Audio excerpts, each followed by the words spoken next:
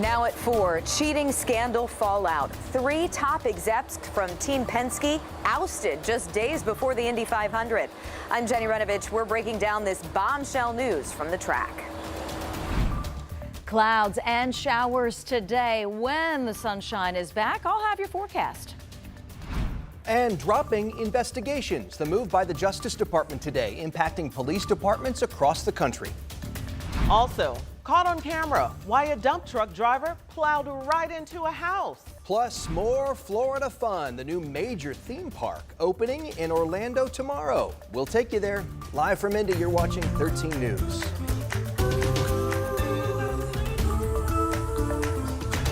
Good afternoon. Lots to get to at 4 o'clock on this Wednesday afternoon. I'm Dustin Grove. Yes, Wednesday it is, and I'm Felicia Lawrence, and we actually begin with that bombshell announcement today at the Speedway that Jenny was just talking about. Just days to go before the Indy 500, Team Penske cleans house. Its top 3 executives fired in the wake of a cheating scandal. Jenny Renovich has been on this story all day long for us. And she joins us live from the track. Jenny, we actually know the president of IndyCar and IMS just addressed all of this, and these are just really unprecedented firings of some key people. What have you learned? Yeah, my goodness, guys, unprecedented, unparalleled, all of those words. We are just a couple of days away from the greatest spectacle in racing here at the track. And now the top guys from the top team, the top guy at the track, they are ousted. So let's get you the details as to what happened today. First of all, the biggest name to fall, Tim Cindric. He is out as Penske team president after 26 years with the organization. IndyCar managing director Ron Rzuski and IndyCar general manager Kyle Moyer also shown the door. They're all out for a breach of race rules. Team Penske, you'll remember, got caught on qualifying weekend for modifying a small safety piece of the race car, the attenuator. The rules say you're not allowed to touch it, and it's the second violation in as many seasons for Team Penske. Last year, Cindric punished for a push-to-pass issue with Newgarden's car.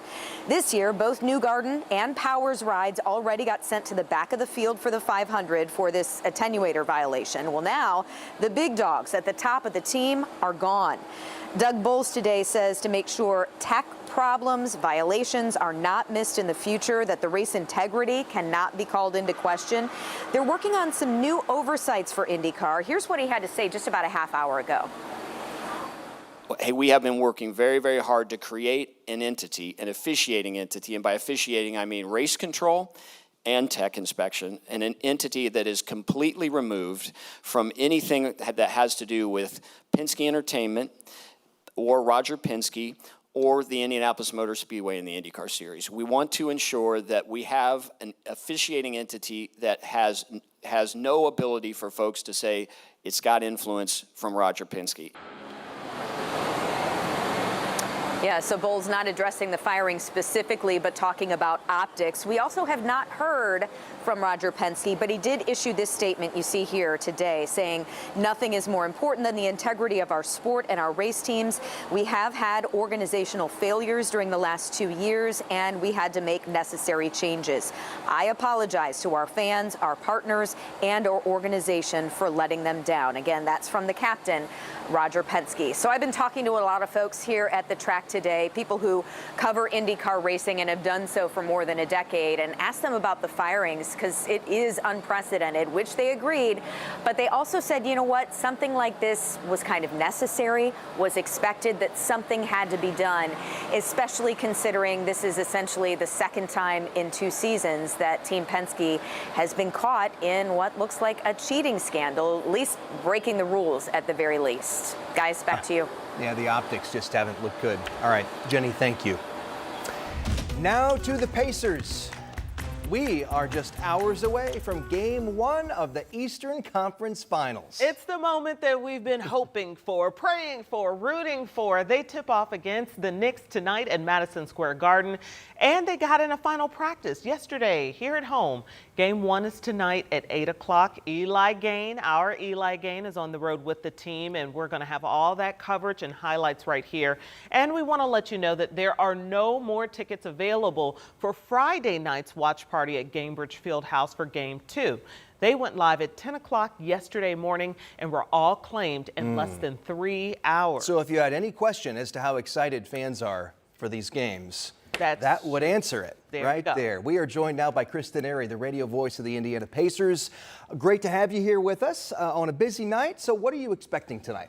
I'm expecting a team that's going to come out very hungry to prove that what has happened the last 2 years, getting to the Final Four or the Eastern Conference Finals, is no fluke. I mean, this is a team that has been one of the best teams in the NBA since January 1. So it is a team that is hungry.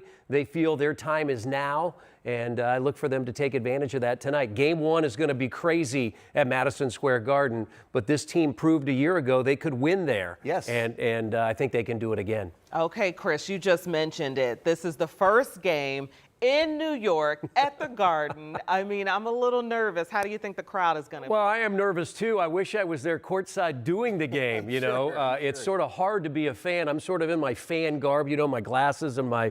I think they're going to handle it well. I mean, you're going to see a lot of celebrities there. I mean, this is Knicks Pacers 2025.